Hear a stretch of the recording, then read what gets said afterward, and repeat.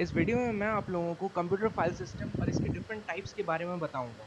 तो सबसे पहले जानते हैं कि फाइल सिस्टम होता क्या है। किसी भी storage device for example SSD, HDD और मेमोरी कार्ड्स में डेटा को ऑर्गेनाइज करने का काम फाइल सिस्टम्स का होता है। इस वीडियो में मैंने आप लोगों के लिए 12 अलग-अलग फाइल सिस्टम्स को कवर किया है।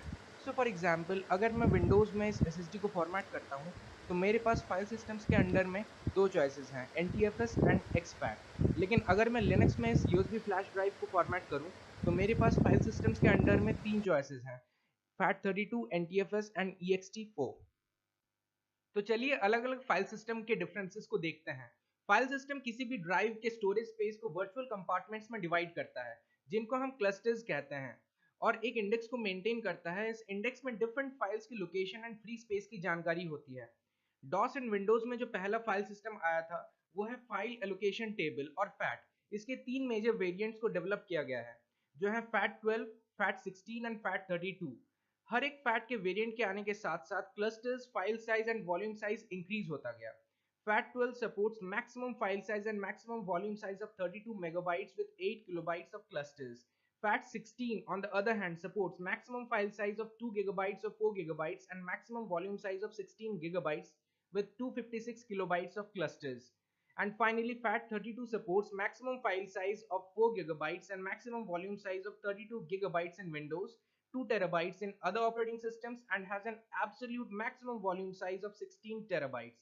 FAT32 की पॉपुलैरिटी का कारण इसकी वाइड कंपैटिबिलिटी है, एंड आज भी USB flash drives and memory cards को फॉर्मेट करने के लिए FAT32 को बहुत ज्यादा यूज किया जाता है।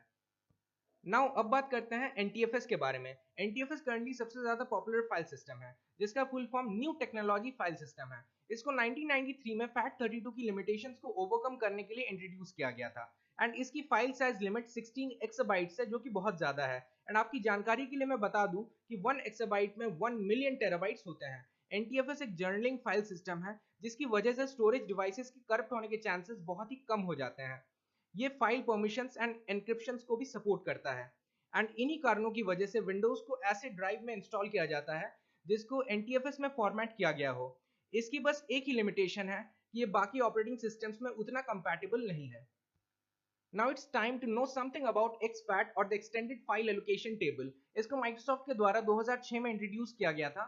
इस फाइल सिस्टम को स्पेशली हाई कैपेसिटी वाले USB flash drives and memory cards के लिए ऑप्टिमाइज किया गया था।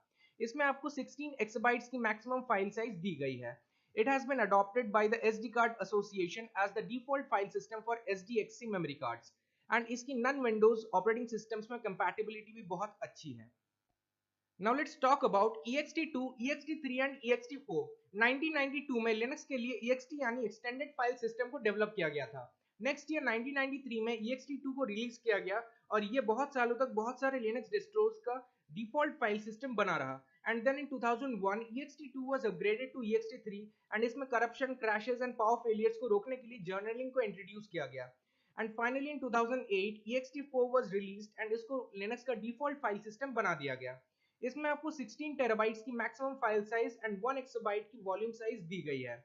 Windows and Mac OS ext2, 3 and 4 को नेटिवली सपोर्ट नहीं करते। Now let's discuss about HFS, HFS plus and APFS। 1985 में मैकओएस के लिए एप्पल के द्वारा HFS यानी हायरार्किकल फाइल सिस्टम को इंट्रोड्यूस किया गया था। इसमें आपको 2 गीगाबाइट्स की maximum file size and 2 terabytes की मैक्सिमम वॉल्यूम साइज मिलती है।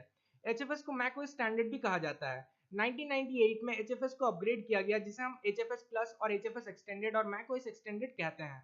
इसमें जर्नलिंग को इंट्रोड्यूस किया गया। मैकओएस 10.4 या उससे हायर मैकओएस वर्जन्स में HFS प्लस में आपको 8 एक्साबाइट्स की maximum file size and volume size मिलती है। 2017 में एप्पल ने अपना नया फाइल सिस्टम इंट्रोड्यूस किया, जिसे हम APFS और एप्पल फाइल सिस्टम कहते हैं, जिसे SSDs के लिए ऑप्टिमाइज किया गया। Non Apple operating systems like Windows and Linux इसे नेटिवली सपोर्ट नहीं करती। Now it's time to finally discuss about the ZFS और the Z file system। 2006 में सन माइक्रो सिस्टम्स के द्वारा इसको क्रिएट किया गया था, लेकिन 2013 से इसकी डेवलपमेंट ओपन ZFS प्रोजेक्ट के द्वारा की जा रही है। स्टोरेज हार्डवेयर को कंट्रोल करने के लिए इसके पास इंटीग्रेटेड वॉल्यूम मैनेजर है, एंड इसकी वजह से ZFS की डेटा प्रोटेक्शन बहुत ही ज्यादा हाई है। लिनक्स, FreeBSD एंड TrueOS में आपको ZFS देखने को मिल जाएगा, एंड मे बी फ्यूचर में विंडोज एंड मैकओएस के लिए भी इसको पोर्ट किया जा सकता है। नाउ आपके मन में ये क्वेश्चन जरूर आया होगा कि कौन सा फाइल सिस्टम चूज करना सही होगा। In my opinion, when you are formatting system drive, always go for NTFS in Windows, ext4 in Linux and HFS Plus और APFS in Mac OS. USB drives के लिए FAT32 बेस्ट है. And अगर आपकी USB drive या memory card 32 gigabytes या उससे ज़्यादा साइज की है, या फिर आप जो फाइल स्टोर करना चाहते हो उसकी साइज 4 गीगाबाइट से ज़्यादा है, देन चूज exFAT. अगर ये वीडियो आपको अच्छा लगा देन इस वीडियो को शेयर कीजिएगा. इस वीडियो के लिए इतना ही. जय हिंद, वंदे मातरम.